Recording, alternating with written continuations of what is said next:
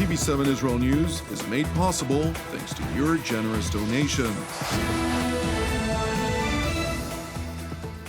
Shalom and good evening. This is TV7 Israel News broadcast to you from Jerusalem. And in today's top stories, the Israeli Air Force conducted retaliatory bombardments against militant installations belonging to the Hamas terror organization in Gaza after Islamist operatives launched dozens of balloons, causing fires throughout southern Israel.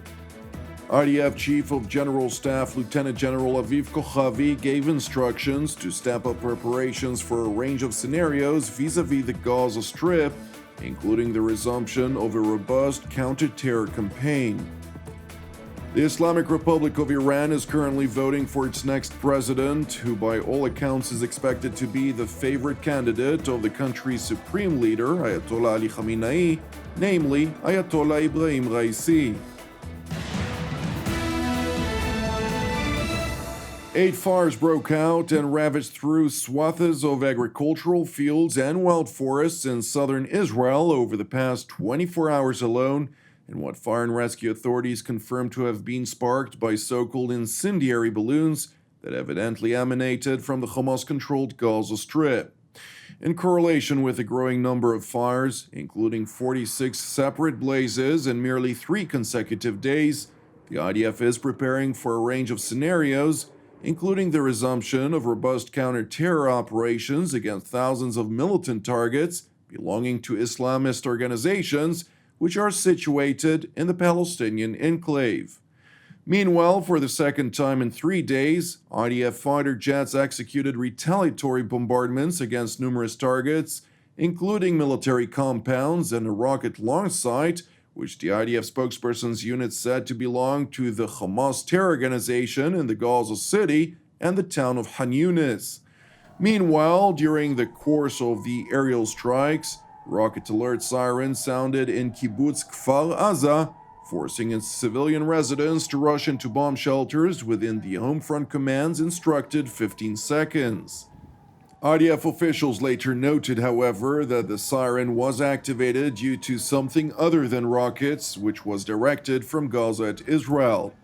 It is worth mentioning that this was the first time that sirens sounded in Israel's southern communities since the end of Operation Guardian of the Walls, and thankfully no injuries or damage were reported.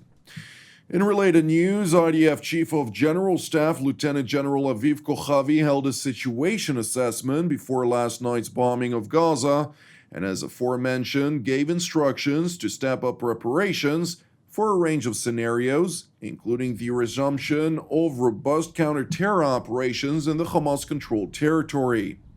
Separately, General Kochavi is scheduled to travel to the United States on Sunday for a series of meetings with top officials of the U.S. Armed Forces and Department of Defense, including a long-anticipated meeting with his American counterpart, 4-star General Mark Milley, during which a wide variety of issues related to regional security and stability will be discussed, with chief focus on threats emanating from the Islamic Republic of Iran.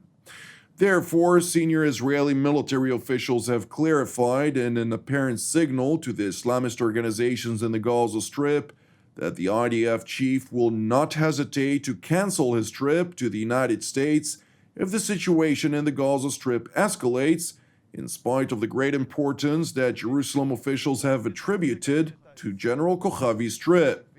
The officials further emphasized that the equation with regard to hostilities emanating from the Gaza Strip have changed completely, as part of which the rules of engagement for an incendiary balloon will be treated the same as the rule of engagement for a single rocket.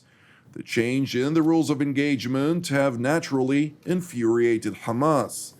In an interview with the Hamas-run Al-Aqsa television channel, one of the Islamist group officials emphasized that the Palestinians will not allow Israel to change the rules regarding Gaza and will confront any attempt to do so.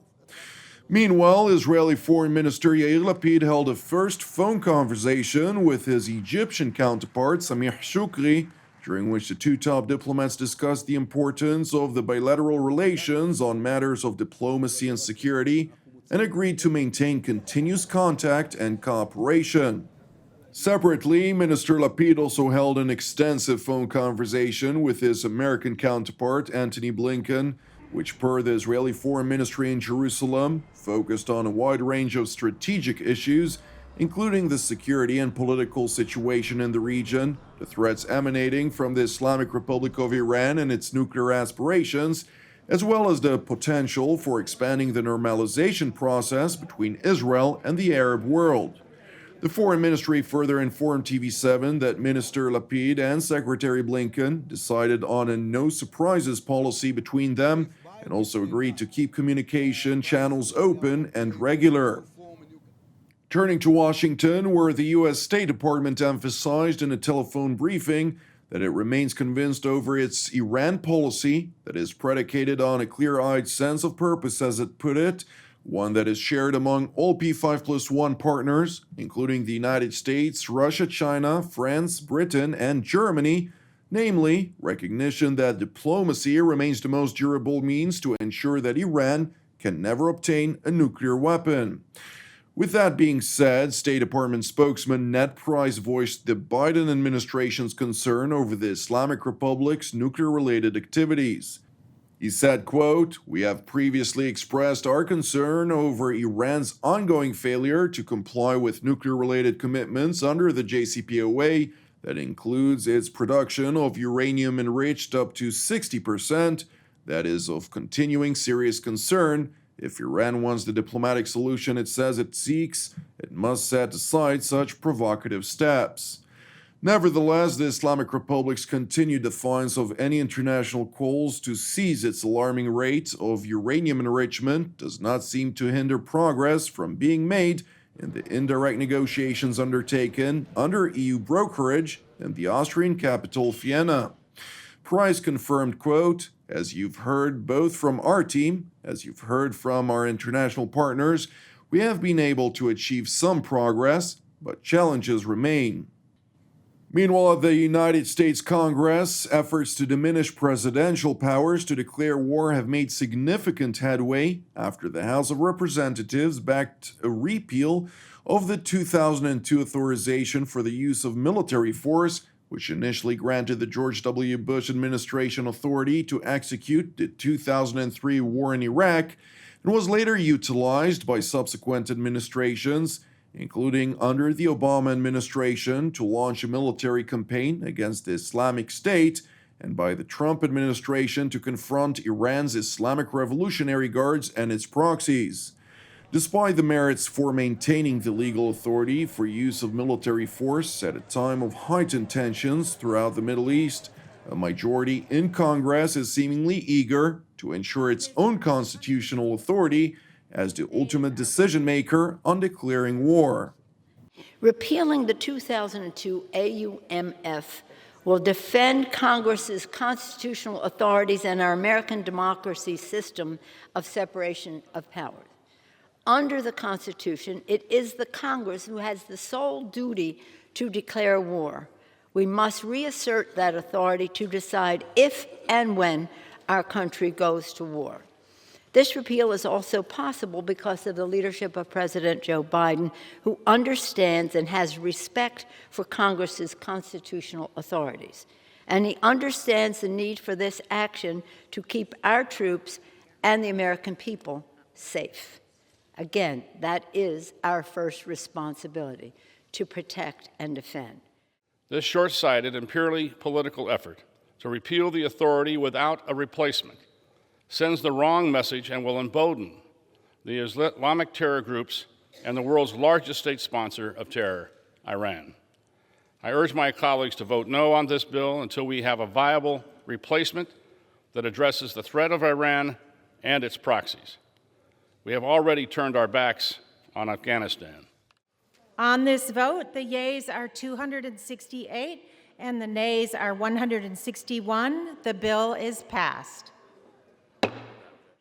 Now that the bill passed in Congress, it heads to the Senate, where the Republican Party is reportedly split over whether to support the Democrat Party's initiated measure. Turning to Iran, where the Islamic Republic is currently voting for its next president, who by all accounts is expected to be the favorite candidate of the country's supreme leader, Ayatollah Ali Khamenei, namely Ayatollah Ebrahim Raisi, an Islamic judge who is regarded as fiercely loyal to the clerical regime.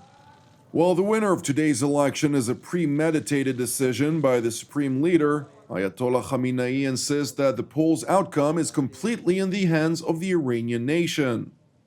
انتخابات روز ملت ایران است. امروز میداندار و صحنه‌گردان اصلی مردمند. It is important to note that large numbers of Iranians have already expressed their intention to ignore the presidential vote due to discontent with the Ayatollah regime's activities, which led to severe economic hardships, as well as anger over the supreme leader's decision to disqualify prominent candidates regarded domestically as moderates for fear of their potential victory. Thank you for watching us. As part of TV7 Israel's prayer initiative, I would like to encourage you today to join the team and me here in Jerusalem to lift up the people of Iran in prayer for their salvation and peace, alongside prayers for our persecuted brothers and sisters around the world, in addition to our ongoing prayers, of course, for the peace of Jerusalem and the salvation of Israel. I'm Jonathan Hassan, wishing you a Shabbat Shalom U'Mevorach, and we will see you again tomorrow at the same time.